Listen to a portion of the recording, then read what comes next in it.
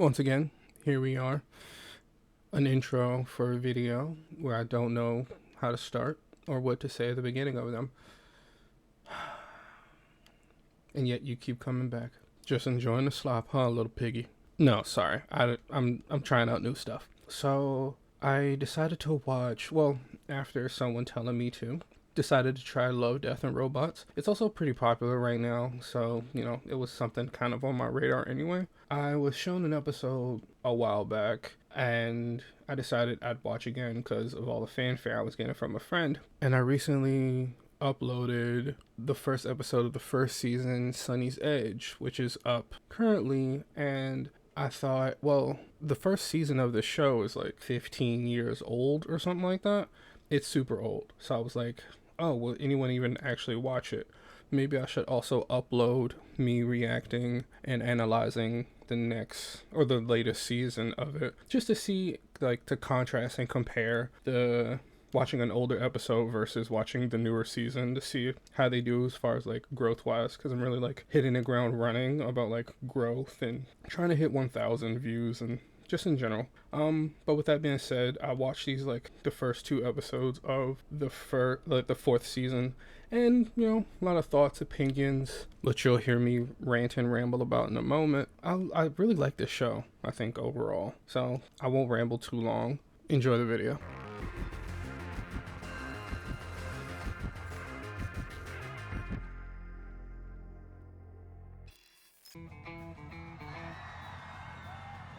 Oh, so this is just going to be an episode I can't upload to YouTube because of copyright of the music. Okay, cool. And this entire video is just going to be muted regardless of what I do. But it's cool that like they have like the Red Hot Chili Peppers. Pretty sick.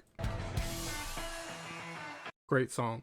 I'm curious why they're puppets though. I wonder if it's like a commentary that like, I wonder if they're going to be like, we're all puppets and we're all being controlled by like figures greater than ourselves, as in like a class commentary about like corporations and politicians all control us. Cause sure, like the Red Hot Chili Peppers are insanely famous and they're not hurting for money, but they're also at the whims and mercies of like people higher up than them, like a record label and all this other stuff. So while they are like fancier puppets than the average person, they are ultimately puppets. Because like you very often see online like a discourse of who is like actually in control kind of thing. And I don't mean like in like a conspiracy theory kind of way. I mean in the sense of like you'll have like working class people fighting amongst ourselves of whether this person who is like a barista or like what have you is actually a working class person. Like what defines a working class person? And you could honestly chalk that up to people not having like class consciousness and not being educated on like who are actually like what is a capital owner and who are the proletariat, I guess, if you want to get into like all of that. Or this episode can be completely about something totally opposite of all of that, and I just went on that little rant for nothing. But I think that's my theory that I'm going to stick with for the moment. Or it could be a commentary. Great song. I love this song by them.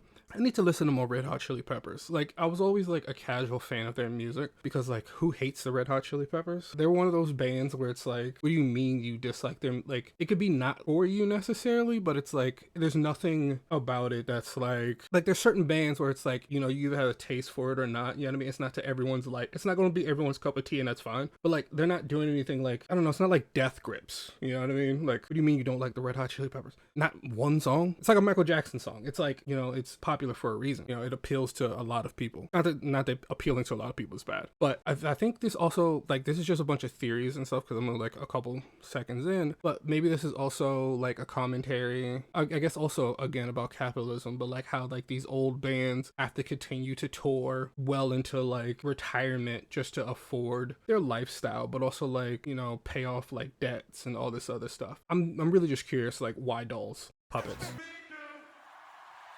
So I want to, because it's so short that I don't really even have time to necessarily process everything. I have to, like, I had to rewind a couple times. So I think, so one, I'm sticking with like my theory that like, we're all just kind of puppets. And I think like maybe this is possibly like an allegory to consumption, maybe. Because at one point, and the reason I came to that conclusion is because of two things. Well, a couple things. But at one point during the video, a woman is filming, and like the lead singer, whose name I forget, takes the phone and like starts recording himself, and then like falls apart.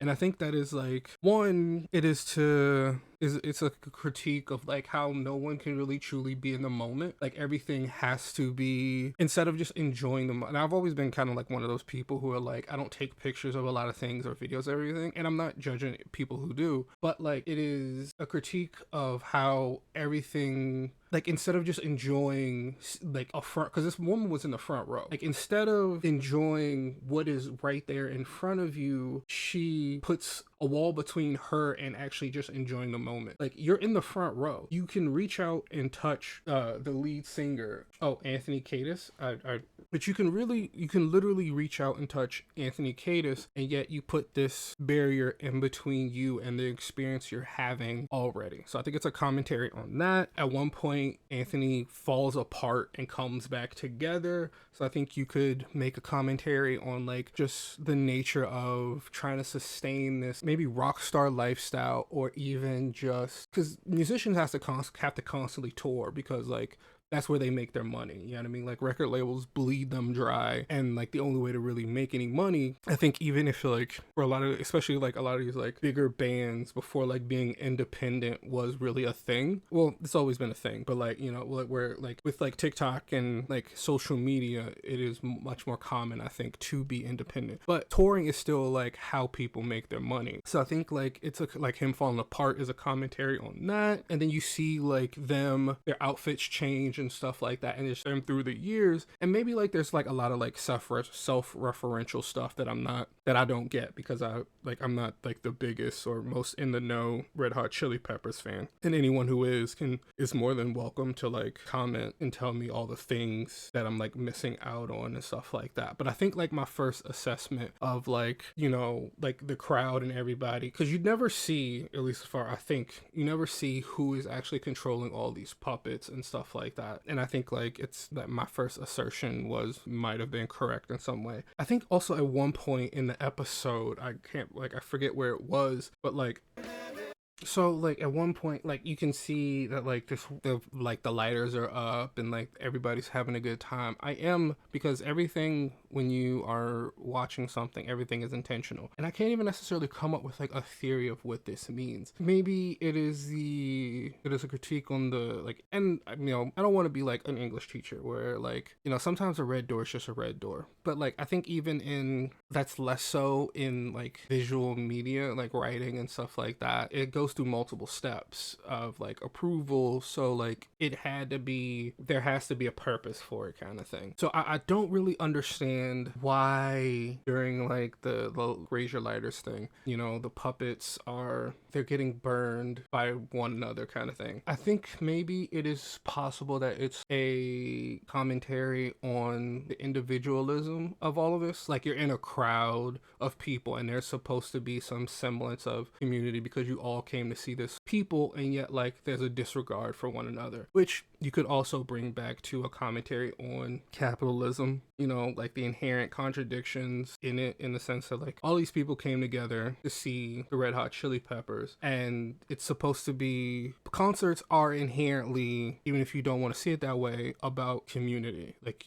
caring about one another and, enjoying your shared interest. And yet like this person is getting burned and harmed in some way due to like how inconsiderate this puppet is being by burning their strings, you know what I mean? And I think like a puppet with no strings is not it's just a doll. So I'm assuming this, like, in a way, this signifies the puppet's death.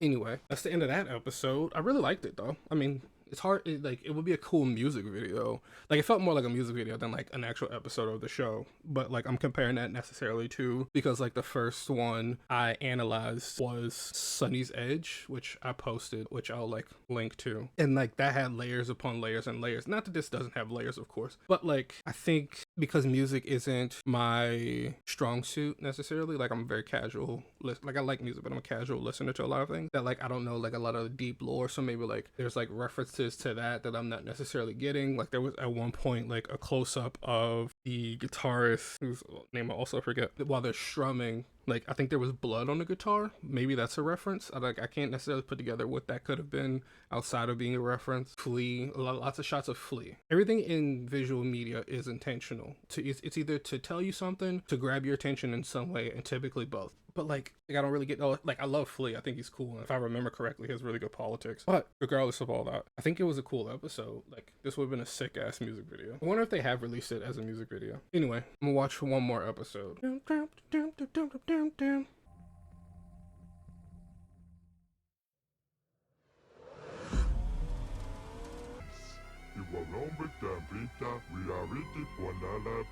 Watch they just start blasting.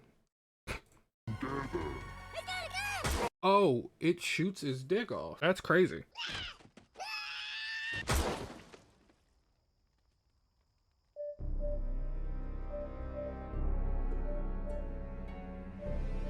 I'm still trying to process he shot his penis off. That was crazy. But also like very American police force to just because they're afraid, they just start blasting. Like sure, even if you didn't understand anything, you know what I mean? Like cops start blasting because like acorns fell on their cruisers. Oh my god! This is probably I've only seen a couple episodes of this show, and I know every episode is an anthology. But to go from this to a Flea concert, I mean to a Red Hot Chili Peppers concert, to this episode where a dude milked his cat. Well, they shot an alien's massive penis off, huge, like intimidating. Then farmer milks a cow, drinks unpasteurized milk, which maybe you could, who knows, unpasteurized milk, and then tries to make sweet love to his cow, which sure, whatever, I guess. But he stopped before aliens get him. Like every part of this is throwing me off so much that like it's hard for my brain to even process intellectually what is happening.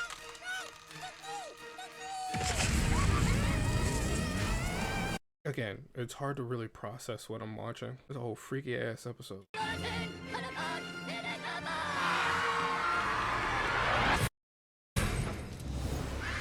I'm trying not to do that thing where like content creators who are watching something or reacting to something just kind of go like, oh, huh, laugh. Like they're not adding anything. Sure, it's a reaction, quote unquote, but like it feels so lazy. I'm trying not to, I want to add something to this, but there's just like, what do I have to add? Like it's just a back and forth between aliens. And maybe, you know, I often say that like not everything needs to be a think piece, that everything needs to be like deeper than it actually is, or like you need to, like some things can just be shapes and colors and just be an enjoyable experience. And I wholeheartedly believe that. And I feel like this episode is kind of that. It's just kind of like shapes, colors, and I could be wrong. Maybe like there's something in the end that will tie this all together and I can give some sort of like long-winded yap session about like the deeper meaning behind it after claiming that there isn't one, so I can look intelligent to strangers on the internet. But for right now, I got nothing. Fun episode though.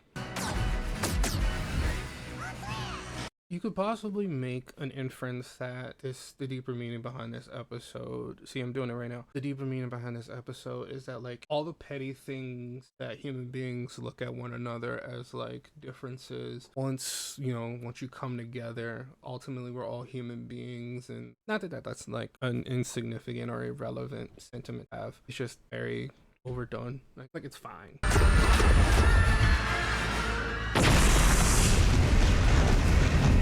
I stand corrected. My bad.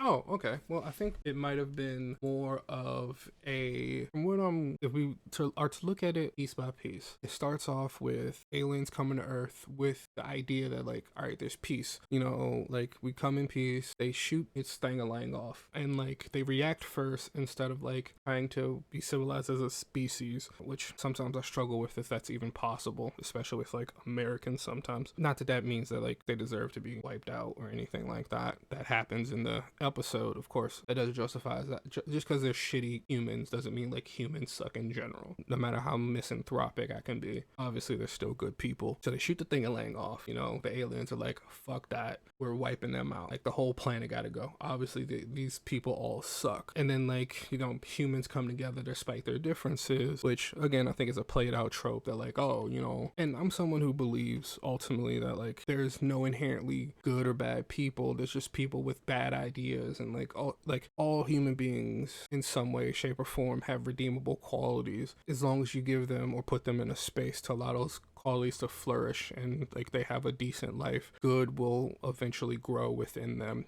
if given the chance. Maybe that's naive and idealistic. Who cares? But humans come together despite their differences, and like because and these two groups are like fighting one another, and it seems like the entire world, and it seems like this all-encompassing war between like these like aliens and humans are the end-all be-all of like everything. You ultimately realize that like these petty differences that happened, even though like sure maybe both sides have a correct opinion or correct grievances with one another, once the world sort of like the alien race and like the human race and everything implodes in that black hole that was created in this conflict, you realize how small and insignificant all of it was ultimately, because you're just a blip in this bigger thing. And I get that commentary. I feel like it's been done a million times kind of thing, and it like, I don't know, maybe because I like sci-fi, of course. One of my favorite TV shows is Cowboy Bebop, which is a space opera. You know, my favorite video games typically are in the future, space, blah, blah, blah. But I feel like it is easy to just blanket be like, oh, all of this is petty and like shitty grievances that don't matter in the grand scheme of things. That's absolutely correct. Nothing in life matters beyond like what meaning you give to that thing. And I'm all aboard that train of thought, but I feel like it erases context of like existence. You know what I mean? Like everything can be broken down to its most simplistic. It almost feels anti-intellectual to be like, oh, like all of this is insignificant and none of it matters. Sure, none of this matters, of course, but we all live within like a microcosm within this bigger thing, but that doesn't negate the fact that like the things that the individual goes through isn't all encompassing and important. Everyone's struggle has value because it is a personal battle that they're facing. You know what I mean? Like it's their own personal war. And sure, like space is vast and you are insignificant in the face of its vastness. Who cares? You know what I mean? It's like, I guess to put it in a lot more simpler terms, just because in the face of like a big menu at a restaurant that I am taken aback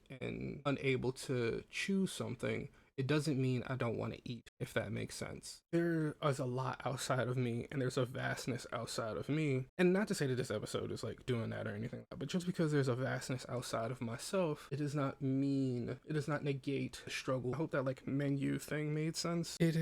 We can recognize both as being true. You know what I mean? Like we can recognize that like we're all human and like that we have more similarities than differences. It kind of feels like, there's an argument I hear online for a lot when people are faced with the reality, like when they are told, or like people talk about racism. When people talk about racism, a comment that you'll see online quite often is that like a person talking about racism is almost as bad, if not worse, than the person who did the racism or does racism, because the person who's talking about it keeps talking about racism. Like, how dare you bring up racism? As if racism or any sort of bigotry would somehow be solved if we just stopped talking about it and ignoring it. Is in of itself an asinine argument. Even if we are to give that argument any sort of credence, it's terrible because bigotry of any kind is a taught thing. It is taught to other people and it is passed down. Like, just because hypothetically if people who are against racism stop talking about racism, it doesn't mean bigots will stop being racist, because they will just pass that down to others. It's just such a stupid argument that I just hate. Anyway, I do think this episode was like interesting. I think it was like humorous. It didn't necessarily make me laugh, but like, you know, it was I liked it. It was a nice episode. I think this was a good episode. I hope my commentary was interesting or entertaining in some way or insightful. Whatever you took from it, I'm happy. I hope that you like or subscribe, you know, comment what you thought. And yeah, hope you had a good time. Peace.